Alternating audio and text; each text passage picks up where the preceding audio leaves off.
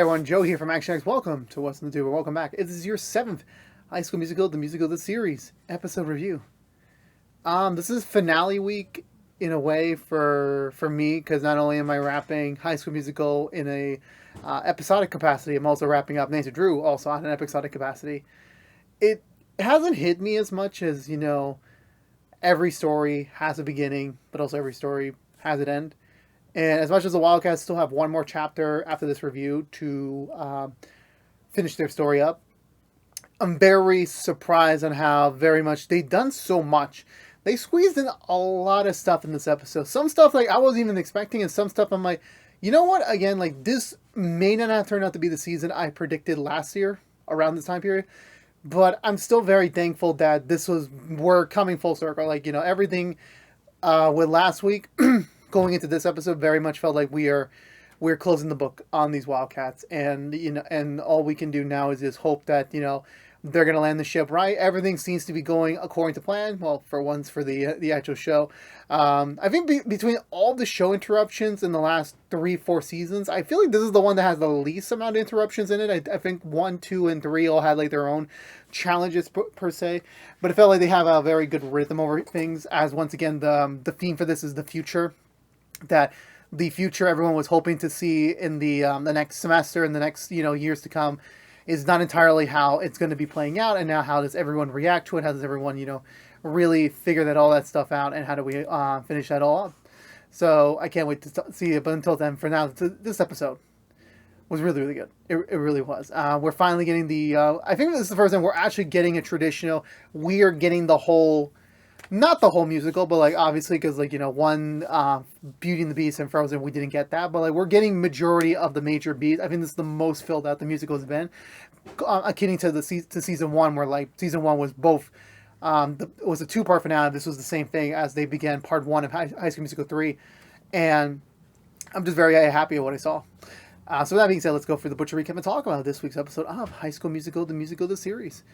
So we begin with Ricky trying to see Gina before she heads off to school. It doesn't work. He's just greeted by her mother, and it's quite clear that she's not a big fan of Ricky. It's like very like one of those cliche like, yeah, I'm being very polite, but I don't have this like attitude towards your. Gina caught up her mom on everything between her and Ricky, and there's still a bit of like not mistrust, but like a little bit of like unresolved things, since Ricky didn't tell her specifically about what he's thinking for college, and also his trip to see EJ yet, or even of that sort yet. So there's still a bit of like some things to worry about, and her mom tries to like plant some like seeds of doubt into Ricky's head. It's like, we Porter women, we don't tend to like wait around that much longer. So maybe you're already late to be with Gina. Maybe Gina's gonna like dump you eventually, and then you're just gonna move on. Again, like she's playing the hardball mom, where like she cares about her daughter so much, but she's very picky on the men that she would prefer her daughter to date. Again, way preferring more Mac than Ricky, and Ricky's like, you know what, you got a point there, but at the same time, you're also not yourself like a good mom by that front, considering the fact you missed your daughter's last 2 plays combined, and she's like, okay, solid point. That's a very solid reasoning over there. But at the same time, it's like at the end of the day, we'll see what happens next. Ricky leaves. Again, declaring that he will finally be the one to say "I love you" first to Gina before the musical starts. At least that is the goal in the plan. Well, actually, even he wears the little beanie that she knitted for him back in season 1. Again, like going full circle, acknowledging everything that has come before and what will come after. We cut over to the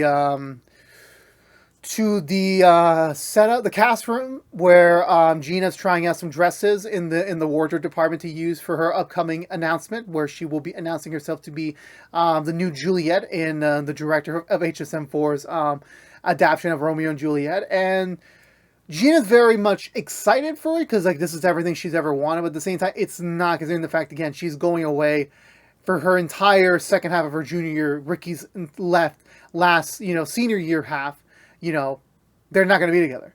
And like Gina could still come back to East High the next year, but Ricky won't be there anymore. They won't be able to have a proper final year together. And she's torn right now, but right now Miss Jen's saying, you know what, you two, you're going to find a way. You're always going to, find a way to make this right, find a way to make it work. But until then, this is your moment. You're going to be a big Hollywood star. So yeah, take the utmost opportunity, utmost advantage you have right now with this opportunity. I want to say Miss Jen gets called over away by the robotics teacher, Mr. I can't pronounce his last name.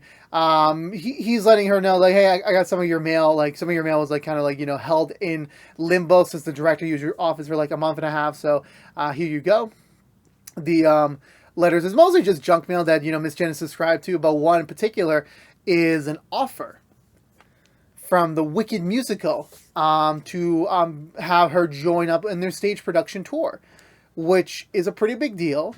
Which I find it kind of weird because she auditioned for that play more than a year ago, and now she's getting the offer. I mean, pretty sure it was probably on like their reels of like maybe someone dropped down. They were like, instead of like doing a whole nother casting search, like, okay, who do we have that we like were like second picks or like third picks, like like sometimes even people get roles like that even aren't like the first choice. Like something happens, it's like, okay, you know what, you're the new first choice. So I'm like, yeah, there you go, you're in on it. And now it's like obviously her dream come true, like to star in a full Broadway production. So I'm like, this could be a really big thing for her. But obviously, again, this would take her away from me, because these tours like are very, very, very time consuming. They're very tax laboring. She can't do both at the same time, obviously. So now she's kind of gonna have to struggle to decide which one she's gonna pick. I want to say we immediately just get into the actual play itself. I want to say too, well, not the actual play, but more like we're already like at the opening night for it.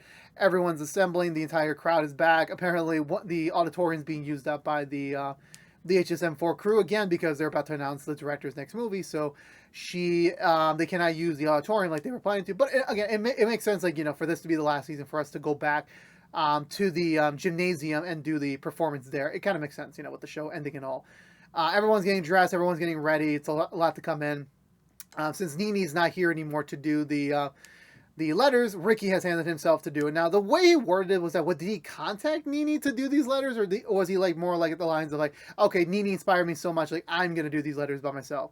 Like, I'm not 100% certain about that. I'm a little bit confused, but I'm like, I'm going to take it as the latter instead. But he's looking for Gina, but Gina's obviously busy doing with the movie announcement thing.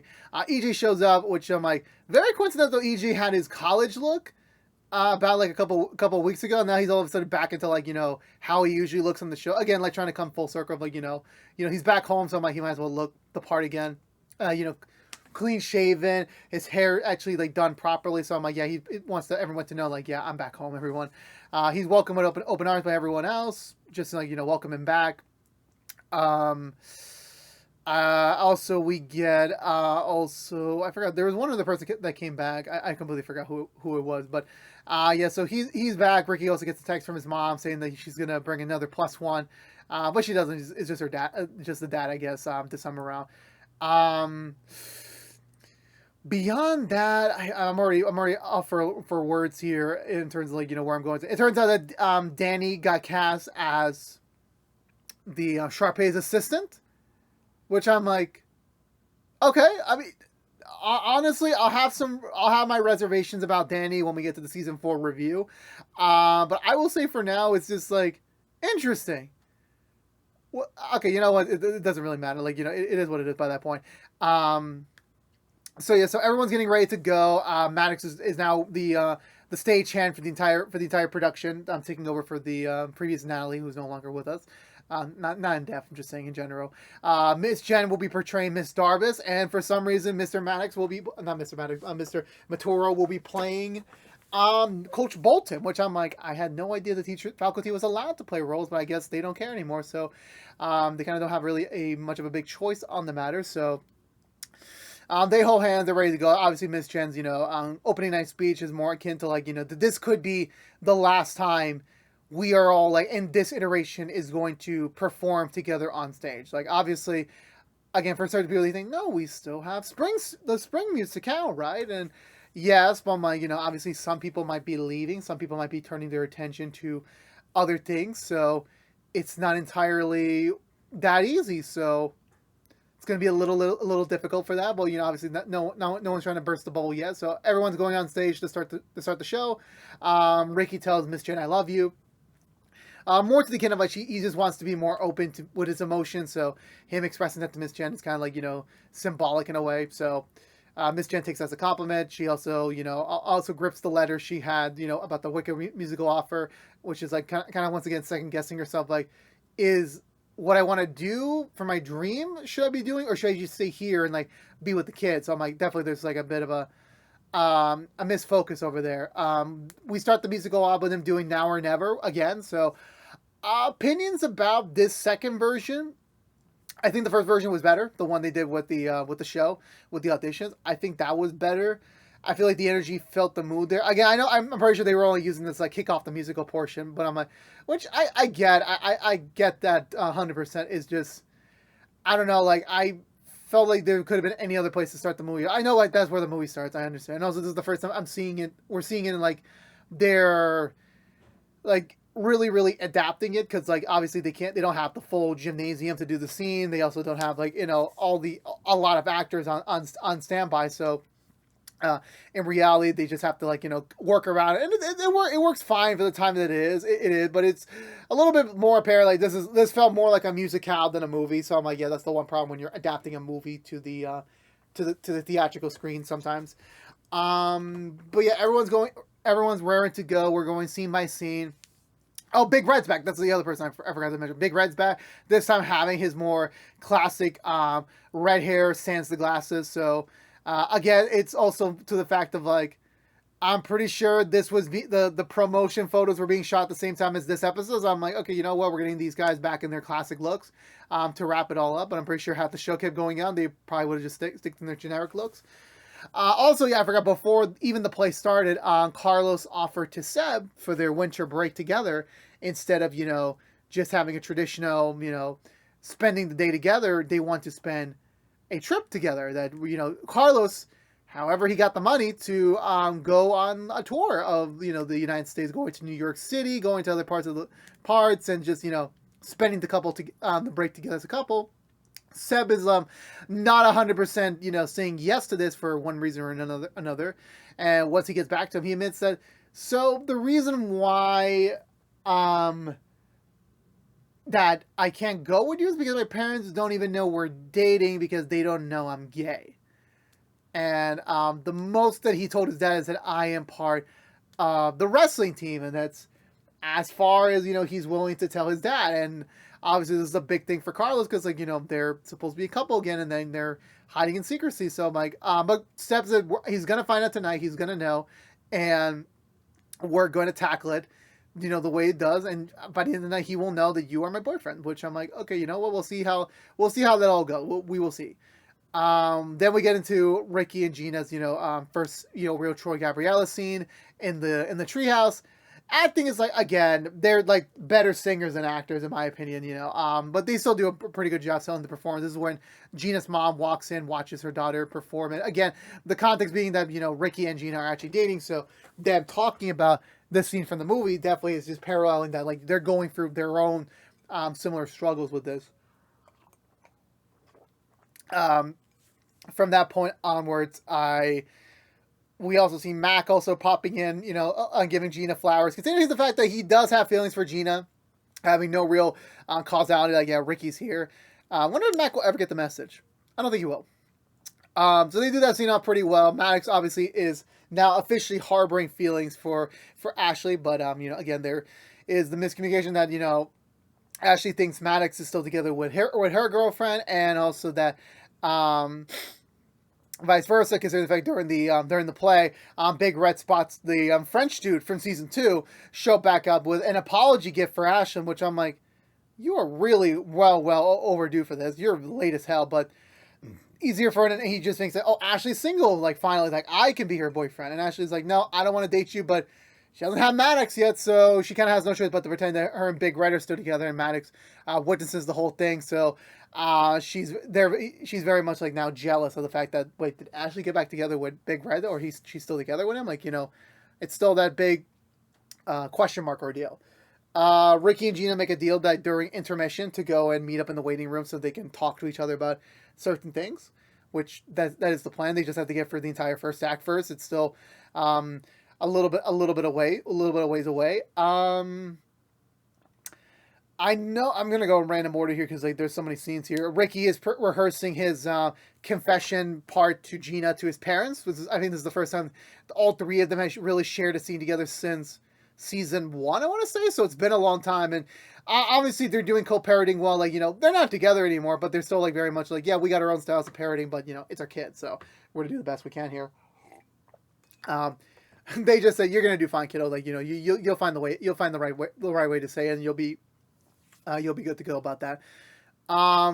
Gina does call over EJ to talk to him, apologizing to him about like the way she reacted during summer camp. Like she thought that EJ was only talking about his future in a self-centered image, but now her being in the same position with Ricky, she understands like I know what EJ was in, so like I'm sorry that I treated you like that. I'm sorry I broke up with you like that. That things could have been differently had both of us, reacted and done things differently. But they're perfectly okay with how things are right now, that they're just going to move forward and finally, just make peace with the whole thing. So they agree that, they're, he also congratulates her for like getting the play and everything, getting the musical, the movie and everything. So I'm going to guess this is going to be their final scene forever, just like them officially like burying the hatchet and like, just ending 4 years of history between them. Well, 1.25 years, but like what I mean, like 4 years of the show, basically.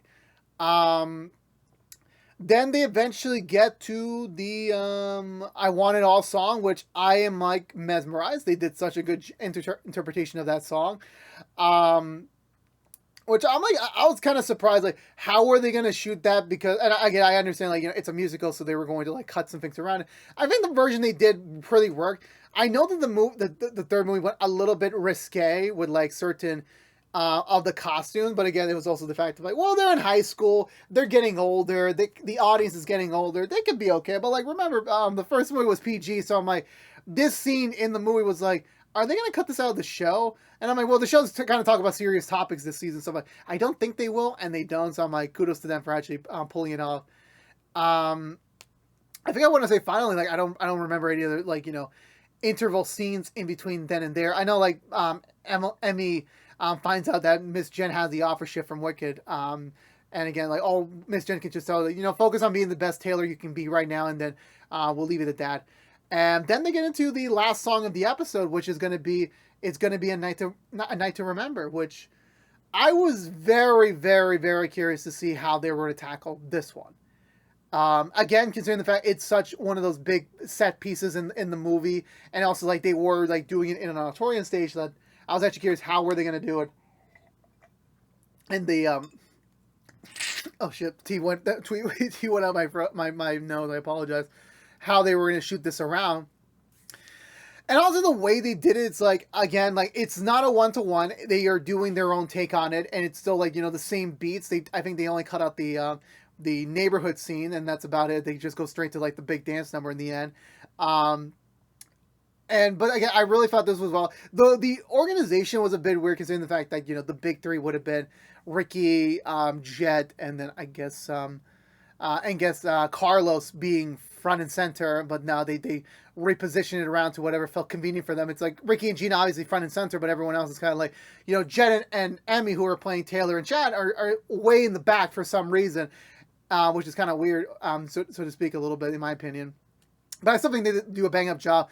Throughout the musical, Seth was trying to like get like those like credential points from his parents, basically saying that, hey, that's my boyfriend, like, he's doing such a great job out there, and, they're not really giving any sort of, like, big reaction towards it. Eventually, Seb has enough of it, goes up to the middle of the stage of the musical, interrupting, and just kisses Carlos right there, admitting to his parent, yes, that just happened. And they're just, like, discussing, like, well, okay, well, what do we do? What do we do? Like, how do we tackle this? But we're not there to tackle it yet. We're not quite there to tackle it yet. And I believe that's the end of the first half of the show. Everyone's settling down, getting ready for an equally great second half. Ricky's ready to go talk to Gina about, everything that's about to happen between them. I know Maddox, when she notices, because she gets a balloon present from her girlfriend, she gets a little stunned by it because she's distracted with Ashlyn, and she accidentally destroys the center console for all the sound and everything. So they don't have the automatic machine anymore. So, but they still have the old fashioned machine up in the rafters, but only Mr. Mateo knows how to work it. So that means if he's going to do that from remotely, he can't be in the play anymore. He can't finish off his scenes as Bolton. So, which I'm like, wait, hold on. Big Red's in the audience. He knows how to do this. Like, is it that hard? They'll find a way to retcon. It would mean that they're kind of like struggling to figure out, okay, what do we do? And obviously, Maddox is like, very much, baffled, like, oh God, this is all my fault because I was distracted by things. And then one thing I forgot to mention was that Ashlyn asked EJ to give her like a bit of an assistance with like, a cameo, which I'm like, is it Nene? I don't know why I keep thinking Nene's not showing up in this season again, but I'm like, I don't know who it is, but I'm like, no, it turns out to be I forgot his name. It's the guy from Disney Channel, like he was in last season. Jason Earls. His character comes back. Apparently, he was there to drop off a memento from Camp Shallow that will be beneficial to Ashley's journey to get Maddox. And also the fact of, like, he also says, like, you two can look like a pretty good couple. So I'm like, if anything does happen, I think it's for the best. So he leaves, which I'm like, kind of a weird cameo to have. I'm like, it is what it is by that front. And then so Ricky tries to go meet Gina. She just sees her mom in front of the waiting room saying that, yeah, Gina's not here. She is off announcing she's going to be in a movie in New Zealand for 6 months with Mac and the director. So she will not be spending her second half of junior year here at East High. She'll be moving. And there's nothing Ricky could do to stop about it. And obviously Ricky's just kind of like, devastated. He's looking at the waiting room. There's no Gina there. Wondering to the fact of like, shit, what happens now? And that was it for the penultimate episode of High School Musical, the music of the series. I thought this was really, really good. I really did. Like, actually getting to like the musical and interjecting like, more of like the last storyline beats, in this episode before we lay it down was great. The dances they adapted were like pretty good. The songs were all great as well. Seeing everyone coming in together for like, just the main HSMTMTS cast coming back for like, this is the final hurrah for them. So I'm like, them all coming back to this night is like, very, very special to them. And I can't wait to see how they're all going to wrap it up the ship. I'm just curious to see how like the last episode is going to turn out. Like, cause again, like, I think I know how it's going to end. It's not exactly the way I would have ended, but obviously because, the fact that I'm a fanboy. So I'm like, I was hoping for certain things, but we're not going to get that at all. But either way, like, it is what it is by that front, and I can't wait to see how they're going to wrap it up. But for now, I'm going to give this episode 2 thumbs up. I enjoyed it so much. Let me know in the comments below what you think of this week's episode, the penultimate episode of High School Musical, the music of the series. But I believe that's going to do it for me today, everyone. So around the world, this has been What's in the Tube, reviewing every episode on the final season of HSMTMTS. If you want to know what we're doing normally, What's the Tube beside our HSMTMTS reviews. Right now, we are reviewing Nancy Drew and Heel's episode reviews each and every week after brand episodes on their respective platform. But if you only care about High School Musical, tomorrow, I believe, most definitely tomorrow, will be our final episode review. It's the final curtain call, wrapping it up. And yeah, I can't wait to, like, it's going to be over by this time. Next episode review, the show will be done. Like, everything will be in my brain. All the songs that they were able to do will be in there, and that would be it for this chapter of the Wildcats. But until that time period, thank you so much for watching. Please subscribe if you haven't yet, like, favorite, share if you want to, and ring the bell. But until we see each other again, for all you Wildcats out there, I'll see you next time for the final curtain call. But until then, stay safe out there, be good to each other, and as always, peace out.